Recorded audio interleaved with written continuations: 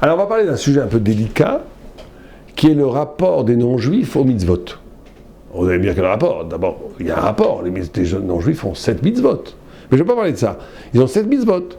Et d'après beaucoup de vues, d'après la plupart des vues, c'est pas juste qu'ils ont 7 mitzvot, le fait de pratiquer ces 7 mitzvot les convertit, c'est une conversion en réalité, au niveau d'être un ben noach. C'est-à-dire qu'il y a des halachot très différentes pour un idolâtre et pour un ben noach. Un ben noach, un non-juif qui fait les 7 mitzvot, tu as une obligation, par exemple, de lui donner la zdaka, s'il n'y a pas à manger, de lui donner à manger. On peut dire qu'il y a une bonne mitzvah. Encore une fois, je fais très attention à ce que je dis.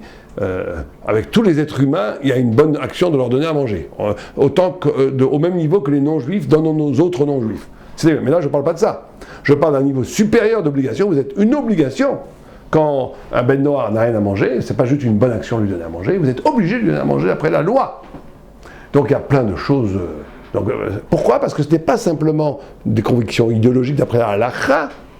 C'est pour ça que d'après la plupart des vues, les non-juifs qui font les 7 mitzvot de Bnei Noach doivent le faire avec la conscience que ça vient de la Torah. S'ils le font par pur bon sentiment, c'est bien, mais c'est pas suffisant pour les faire entrer dans la catégorie, on va dire, de Ben Noach, qui est une sorte de juif universel. Et donc il y a bien entendu un rapport des non-juifs à la révélation à travers les 7 mitzvot. Mais il y a quand même une Gemara dans Avodah Zarah où à la fin des temps, Dieu dit, juge tous les peuples, toutes les nations, la Perse, l'Orient, l'Inde, Rome, l'Afrique, tout. C'est qu'il y a une sorte de jugement, pas simplement individuel de chaque individu, mais aussi il y a un jugement de civilisation. Qu'est-ce que vous avez apporté au monde? Et il y a un très beau texte où chaque nation passe, et je vais m'arrêter sur la nation qui nous intéresse, nous qu'on connaît, ça veut dire l'Occident, Rome. Et Rome dit, écoutez, écoutez Dieu, nous avons construit des ponts, nous avons construit des villes, nous avons fait des guerres, et nous avons fait tout ça que pour Israël, pour qu'il puisse étudier la Torah.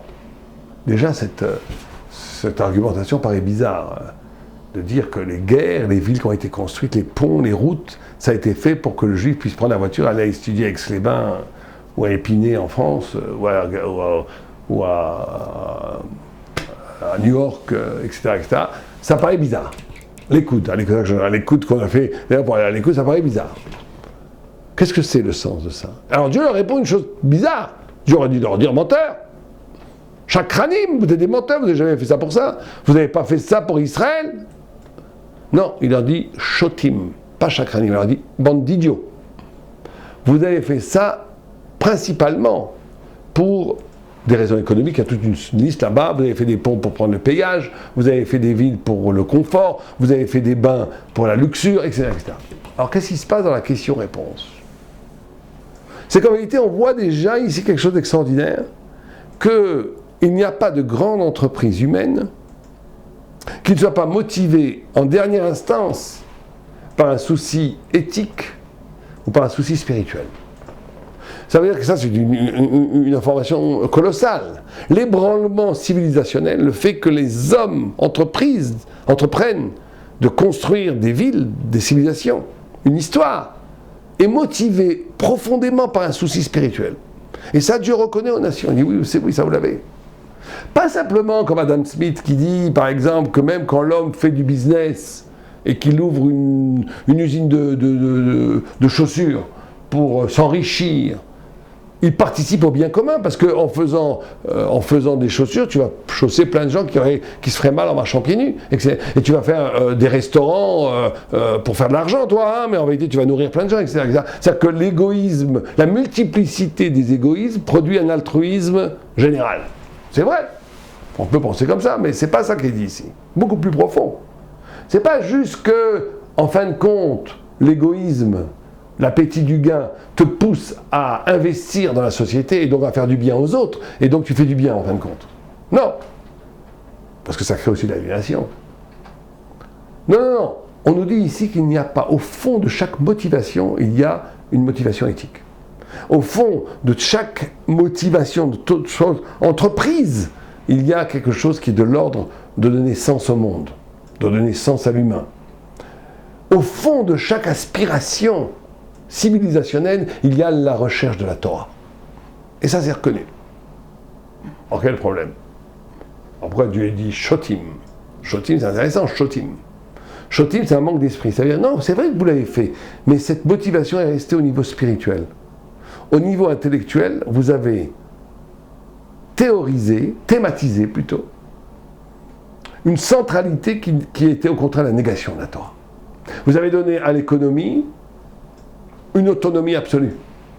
Il faut que ça se justifie. L'économie est une finalité en soi. Vous avez donné à la liberté, donc à la luxure, bon, quand la Gemara est sur les mains, c'est comme des symboles conceptuels, thématiques. Vous avez donné à la liberté une centralité absolue.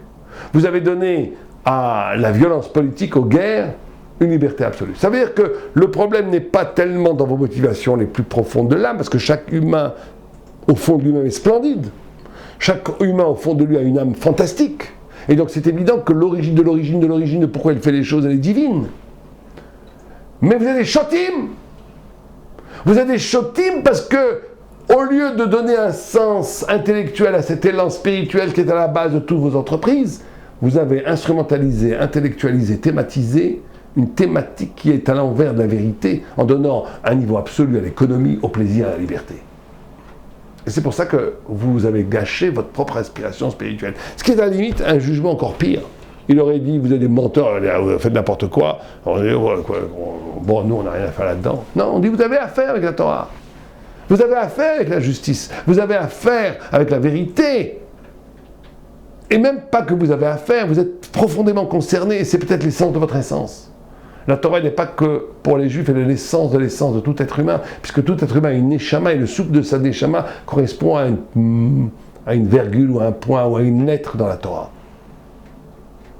Votre problème, c'est que vous n'avez pas été capable d'être intelligent. C'est aussi simple que ça. Alors, en problème, vous n'avez pas été intelligent. Vous n'avez pas été capable de conceptualiser intellectuellement le fond de votre être, et vous avez fait des conceptions faciles, évidentes, palpables, idolâtres, de donner un sens immédiat à l'évidence économique, libertaire, du confort civilisationnel, artistique. Alors, la Gemara continue. Elle dit, bon, d'accord, on s'est trompé. Donne-nous une chance de nous refaire. On va faire une mitzvah. Je dis, d'accord, j'ai une mitzvah. Je vais vous donner une chance. Quelle mitzvah je vais vous donner? Je vous donne la soukha. J'ai une mitzvah kala, yeshti, dit à Dieu. J'ai une mitzvah simple. Pourquoi c'est simple? Parce que, Rachid dit parce que ça ne coûte pas d'argent, on peut prendre des branches comme ça, on peut mettre des feuillages, tout va bien. Le Marat dit non, c'est simple parce qu'il n'y a rien à faire. C'est une des rares mitzvahs, avec les tzitzit peut-être, et le mikvé, mais bon, une des rares mitzvahs où tu n'as rien à faire. Tu t'assois, tu fais une mitzvah, tu es sous la soukha, les cabanes, on parlait de soukha, les cabanes. C'est ça la mitzvah. Tout ce qu'on fait aujourd'hui qu'il faut manger pour dire la bracha, c'est juste parce qu'on veut un héritim, on veut une façon d'habiter, mais en vérité c'est les chefs à soukha. Les chefs à soukha, s'asseoir dans la soukha. C'est ça la mitzvah, c'est pas manger un soukha. Les gens se trompent. Il n'y a pas de mitzvah de manger un soukha. Il y a une mitzvah de s'asseoir dans la soukha. Simplement aujourd'hui on dit comment tu t'assois en mangeant. Parce qu'il n'y a pas de vrai assise sans repas. D'accord. Et encore, c'est des marches logiques, il y en a plein qui disent le Rambam, mais tu t'assois, tu dis une bracha, tu n'as rien à faire. Donc mitzvah la plus simple. Alors, ils s'assoient et Dieu, tout d'un coup, fait un grand soleil très fort. Ils ont trop chaud et ils cassent les soukhotes. Ils n'ont pas réussi le test. L'épreuve, ils ne sont pas donnés l'épreuve. Alors, tout le monde pose la question que quand il fait très chaud, on n'est pas tour de la soukha. Quel problème? Quand il fait très chaud, quand c'est pas derrière Dira, quand c'est pas Tsar, celui qui est Metzaer, celui qui a du mal, il n'est pas tour, il n'est pas obligé de rester dans une soukha. On n'est pas obligé de rester dans une soukha où il fait trop chaud, il pleut. Au contraire, ça ne sert à rien. Le Rama, il dit que c'est un idiot celui qui reste. C'est un choté. Pourquoi? Parce qu'il n'a pas besoin de rester. Alors quelle est la faute? Quel est le problème? Le problème, certains disent qu'ils ont donné des coups de pied dans la soukha. Et là, on tombe dans un point très fin. Ça veut dire qu'il y a ici deux formes de spiritualité. Il y a une spiritualité qui est basée sur un retour d'investissement. Je donne du blé, je donne des sacrifices, je donne des prières, et en retour, j'attends que Dieu me renvoie des bénédictions. Et ça veut dire que c'est une religiosité qui est de l'ordre contractuel. C'est une religiosité qui est de l'ordre où le bas est le bas, le haut est le haut, on a un business, je donne ce qu'il faut donner, tu me donnes ce qu'il faut donner. La soukha, c'est justement le contraire de ça. La soukha, c'est que le lieu humain lui-même, le lieu physique, temporel, spatial, terrestre, mondain, se transforme comme une partie du ciel. Ça veut dire que c'est pas la mitzvah n'est pas là pour donner de la force à la matérialité que tu as. La mitzvah n'est pas là pour te donner du mérite après la mort. Parce que là, on tombe dans un dualisme olam hazé, olam haba, ce monde-ci, ce monde futur. Et le monde futur n'est éminemment spirituel. Et le monde physique présent n'est éminemment matériel. Et ça, c'est la vision anthropologiquement. Regardez, dans toutes les religions, qu'elles soient primitives ou pas, vous avez cette structure. On s'assure d'après la mort un habitacle spirituel et on assure un renforcement de la matérialité grâce aux bonnes œuvres que l'on fait vers les divins. Et Dieu nous renvoie au retour des bénédictions. La Torah, c'est le contraire de ça. Alors vous allez me dire, il y a écrit dans le Shema Israël, si tu fais les mitzvot, tu auras des belles pluies et tout. Oui, mais ça n'a aucun rapport avec le Srar Ve'onesh. Je dis tous les méfachés, puisqu'on dit que le monde entier, avec tous les plaisirs du monde, ne peut pas récompenser une seule mitzvah. Et tous les malheurs du monde ne peuvent pas faire punir une seule avéra. Donc on ne parle pas de ce qu'on appelle Srar Ve'onesh, ici pas du tout. Il y a un autre élément qui s'appelle la brite, l'alliance, que le monde réagit à la façon dont tu agis. Tu agis bien, le monde est sympa avec toi. Tu agis mal, le monde n'est pas sympa avec toi. Ça n'a aucun rapport avec le Srar Ve'onesh, avec la récompense.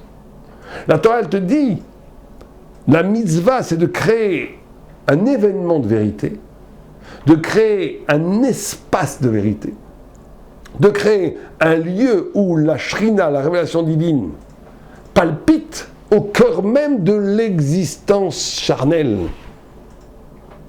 Et ça n'a aucun rapport avec un retour, avec un contentement. Quand tu fais la Torah, quand tu fais la spiritualité pour recevoir en retour, pour les plus primitifs, de l'argent, de la puissance, pour ceux qui sont un peu mieux, de l'équilibre psychologique, pour ceux qui sont encore mieux, une béatitude divine. Tout ça, on est toujours dans un rapport contractuel, je donne, tu me donnes. La mitzvah, c'est le désintéressement, le dessaisissement total de ton intérêt propre pour s'inscrire dans un lieu divin qui métamorphose le monde. Et c'est ça la différence entre l'acceptation des mitzvot. Et quand je dis juif, pas juif, ici encore une fois, je fais très attention, parce que la Gemara dit que qui s'appelle juif? Tout celui qui ne fait pas d'idolâtrie. Donc ça veut dire que c'est une catégorie dans l'humain, c'est-à-dire qu'il peut y avoir des non-juifs qui sont juifs, à ce niveau-là. Et il peut y avoir malheureusement des juifs qui ne le sont pas. Ça veut dire qu'il y a des juifs halachiques qui ne le sont pas. On parle ici d'une catégorie de l'humain. Une catégorie de l'humain qui est que la mitzvah fondamentalement n'est pas un rapport contractuel avec le divin pour renforcer son olam hazé, ce monde physique, le monde ici-bas, et s'assurer une place dans le monde d'en haut, mais que c'est le contraire qui est vrai. Ça veut dire que la mitzvah est là pour faire apparaître dans l'existence elle-même une dimension d'éternité, un événement de vérité, une rencontre avec la divinité, où les soucis de sa permanence, de sa substantification de soi et d'un avoir même spirituel ont disparu. Et c'est cette épreuve-là que la nation romaine n'a pas réussi à supporter. C'est pour ça qu'ils l'ont cassé. Cette mitzvah ne m'apporte rien. Elle m'ouvre une porte qui ne m'intéresse pas.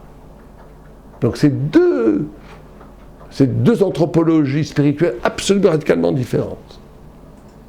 Amen, Binyamin.